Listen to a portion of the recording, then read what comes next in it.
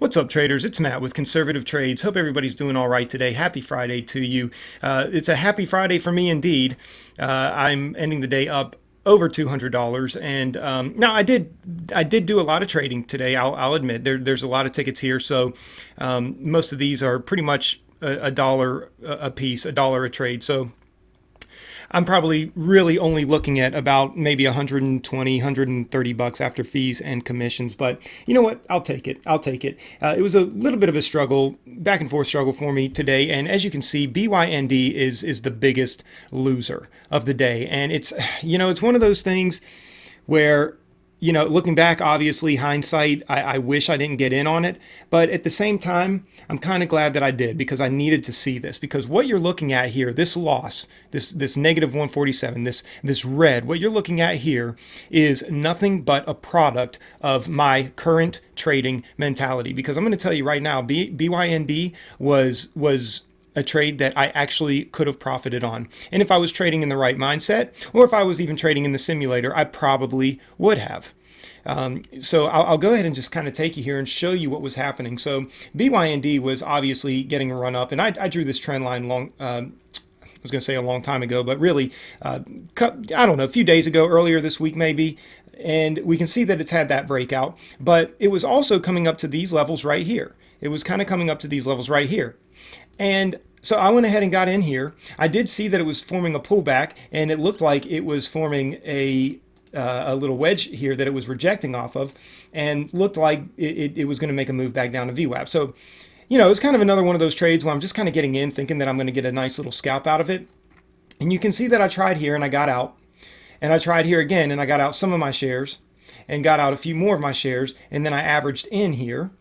And then I got out some of them here, but I left some shares on the table, and I averaged again way up here. Now, coming back to this area right here, I shouldn't have tried to go short here, and here's why.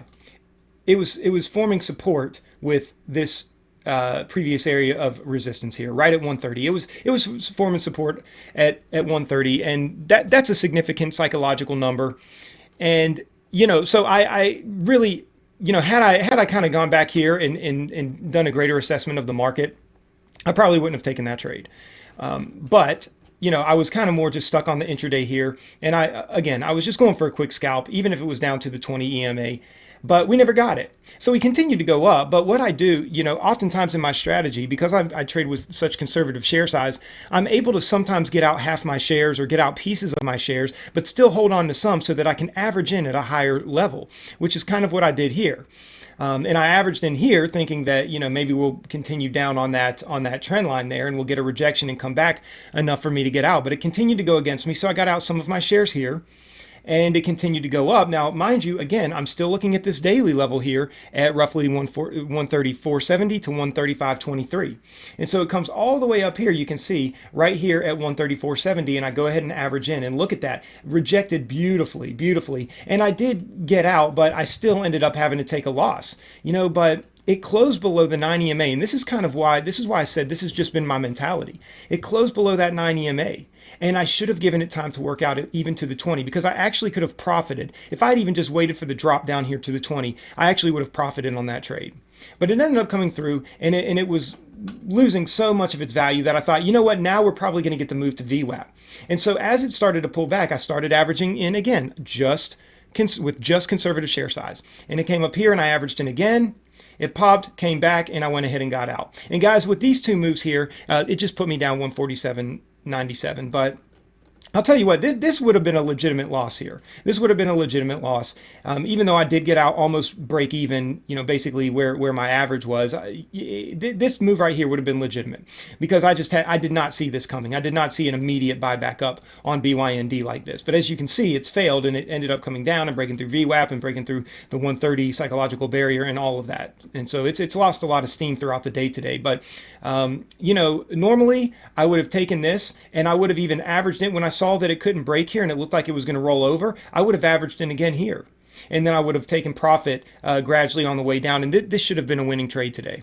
It really should have. But it is what it is, guys. I'm continuing to slowly but surely gain my confidence back. with trading, but let this be a lesson too with when you're trading with conservative share size. I mean, can you imagine how many people tried to start averaging in their position here with BYND with 100 shares or 200 shares or 300 shares? You know, this made a move all the way from 130 all the way up to 136. Okay, and up here it went all the way up to almost 135. Now, it played very nicely off this daily level. It really did. And we had a very significant pullback there.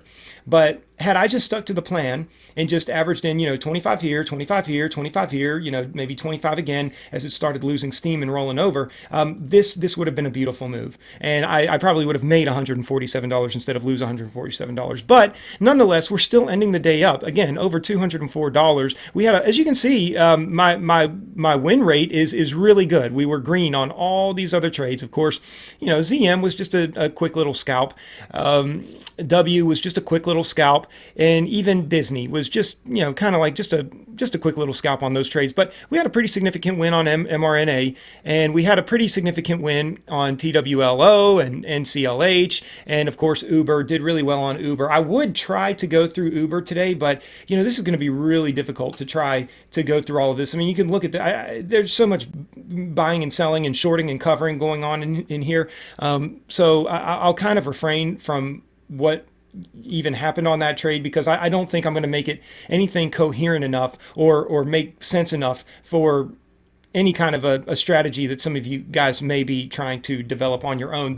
What this is right here, what you see here on Uber, and I did end up, like I said, this was the biggest win of the day. But what you see is a product of someone who's been watching the market for a very long time, and I see how these stocks play out.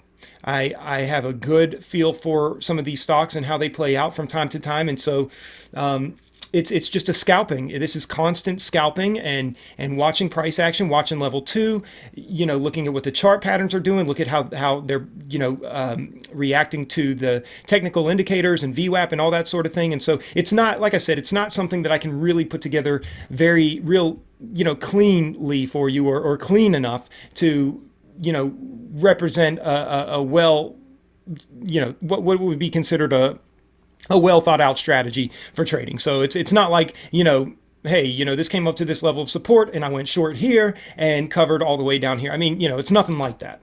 So I will say this though, I did have this drawn, and you can go back and check out the live stream, and I actually had it here. I had it drawn like this. I ignored this because this was just a breakthrough of this steady trend line that had been respected. But when it came up through here and it started rejecting it, I really wish I had gotten in there because that's really where I should have gotten in. And if I had gotten in short there, this would have been a beautiful move. And but I did call it. You can go check out the live stream. It's posted to the channel, and you can see where I drew that trend line. And so anyway, I just I obviously just missed that. And I'm sure it's because I was on another stock at the time, but maybe TWLO here or something like that. But anyway, I'll tell you what, I will go over real quick for you NCLH because this was a really solid move for me. I took 300 shares short when it came up here and was tapping on these previous areas of support here, and it was acting as resistance. And I always tell people that oftentimes I do not trade according to the lagging indicators because, again, they are lagging indicators, okay? They're a little late to the party, let's just say, and that can be very difficult when you're trying to trade like that. And this is why, indicators, they're not always well respected. These stocks move in and out of these indicators all the time. But levels of support and resistance, previous levels, when you're looking at daily previous day close, look at this, bounced right off previous day close and got bought right up there. When you're looking at the areas of pre-market highs and pre-market lows and other daily support and resistance levels, those are more concrete indicators, so to speak, to base your trades off of. They're not really indicators, but you know what I'm saying. That's the kind of that's the kind of stuff that you want to be watching here to base your trades off, more so than these lagging indicators. But I do still take these lagging indicators into consideration because I know everybody else is watching them. And when I saw this coming up here, my first hint was the previous area of support, now acting as resistance. My second hint was this could be failing this indicator here, and it did. And it came down, and I got a really nice move, and you can see we made a nice cool $50 off of that move, and didn't even take. I don't even think I was in that move more than 3 or 4 minutes. And so Anyway, that's what a lot of today was. Just shorting into pullbacks and that sort of thing. So, but anyway, guys, hope you enjoyed the video. And if you're new to the channel, consider subscribing and consider joining us in the live stream. We stream live right here on the channel, Monday through Friday, beginning roughly around 9 a.m. And to the rest of you who were in the live stream today, again, I always appreciate having you guys there. I know I wasn't too attentive in the live stream today. I was very focused on my trades, and I really should have been a little more involved in the chat. But nonetheless, I always enjoy seeing you guys on the channel and love having a place where you guys can come and be a part of a conservative style trading community. And look forward to seeing you guys on Monday. Take care.